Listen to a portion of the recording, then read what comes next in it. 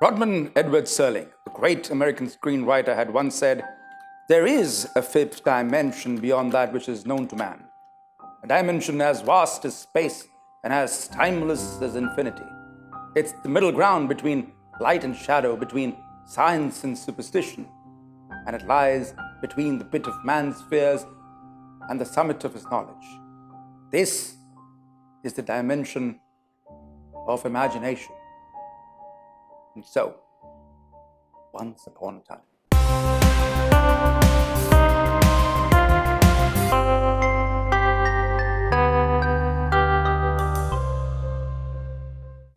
Brian Shaw owned the biggest shopping network online. They called him the Zuckerberg of e-commerce. When Brian first heard about it, he thought it was some kind of a joke.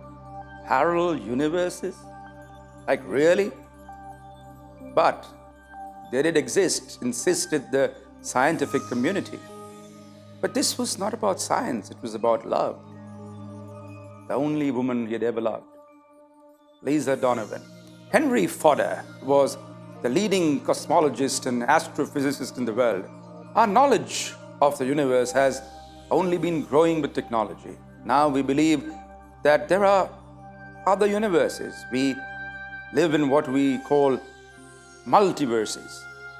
So what makes a parallel universe? Brian asked. Henry took a deep breath. It's not fantasy, it's science. And you might find this hard to believe, but, well, let's put it this way. Do you know about the dimensions? Brian nodded. Length, breadth, height, and time. 4. Correct. But do you know there are 7 more? Henry chuckled as he said that. Brian looked surprised and shook his head.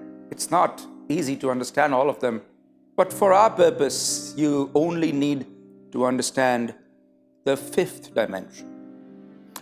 The 5th dimension says that all the probabilities exist at the same time. It means that for all the choices or decisions that you have taken, the ones that you did not take exist as well. Simply put, if you decided not to have lunch in this dimension, in another dimension, you did have lunch. If you have a friend in this dimension, it's possible that you did not meet him in another dimension. Or if you are alive in this dimension, it's also possible that you are dead in another one. All your choices exist together in other dimensions. So then, is it possible to go from one dimension to another? Brian asked finally. Henry sat himself down on the black leather couch. It is possible, well, theoretically. We call it quantum jumping, but I don't know if it can be done in reality. It would take a lot of money and a lot of research. Brian stood up with finality. I have the money. Can you do the research? Not until you tell me what this is about, Henry said with an equal amount of finality. Brian took a deep breath and walked to the window. I have loved once, only once. Her name is Lisa. This was after we were done with university. All love stories are like roller coasters. They start on a high and then there's a piece of track where things slow down and the excitement cools. We began to fight a lot, bickering all the time. I got roaringly drunk one night and slept with a friend of hers. She walked out and away from me. I begged and pleaded. It was over. It has been 15 years since that happened, but every night I dream of her. Every day I miss her. I hear her voice all the time, and ever so often I get a whiff of her scent. It's driving me mad. So you want to jump to a universe where you did not sleep with the other girl and you are still with her, is that right? Henry concluded with certain ease. Yes, that is correct, Brian said, turning around to look Henry in the eye. I have the will and you have the money, so let's see if I can get you back your love, Henry said with a charming smile. 2 years later, Brian finally got the call he had been waiting for. It's ready, we have tested it. Henry Fodder called Brian to give him the good news. It was 2 in the morning when Brian got to the top secret facility that Henry had designed in the heart of the Scandinavian mountains. It's called Gravitational Quantum Jumper, Brian said, pointing to the portal that he had built. Brian looked at the machine. It took most of the room. He could see wires that extended from a metal doorway to a huge bank of computers, some mirror-like spheres made of materials that he couldn't even recognize. You said there are millions of parallel universes, so how do I get to the one where I can be with Lisa? I thought you might ask me that, so we should aim for the universe which exists after you decided to go to the university, because that is where you met Lisa, right? Brian agreed that it was a good idea. He was ready to make the jump. Portal came alive. Electric lights sparkled in places on the metal door, and the space between the door felt like it had changed into a different state of matter, from gas to liquid. How do I get back? Brian inquired. Stand at the point where you entered the universe. The portal will grab you back. Henry nodded to Brian and he walked through the portal. It was a long white corridor. As he stepped out, he saw a world that was similar and yet so different from him.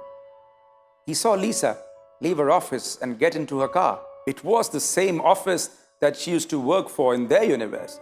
This was close.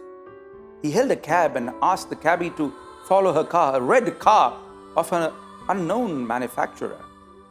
Lisa liked the color red in this universe?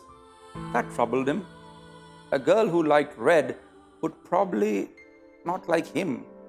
He was just oversimplifying the situation, he told himself. Lisa pulled over outside a swanky restaurant and went inside excited. What he saw broke his heart.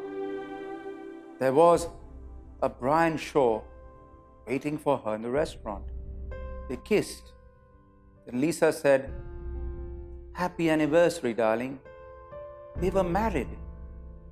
He felt the chill of being out there on his own.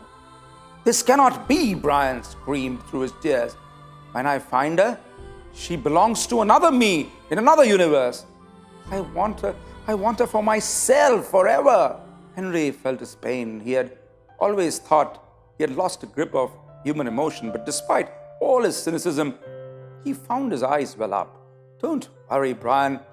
I am sure we will find another one where Lisa is not married. Brian did not answer, and his face grew sinister. I have to kill that Brian and take his place.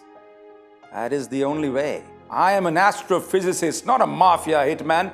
Henry Fodder was shocked with Brian Shaw's intention of killing the Brian in the parallel universe. Everyone and everything has a price. What is your price? Love, or the lack of it, had made Brian into a rude and insensitive man. Henry Fodder was silent for a whole minute. Then he walked to a desk and brought out a notepad with him. These are the numbers and the combinations that make the portal work. Find yourself a friend who is eager to kill. I'm not for sale. Henry walked up to the staircase and then walked out, away from his greatest invention, without a shred of regret. Brian did respect that, but he was past feeling anything more than respect, because he had a murder to commit.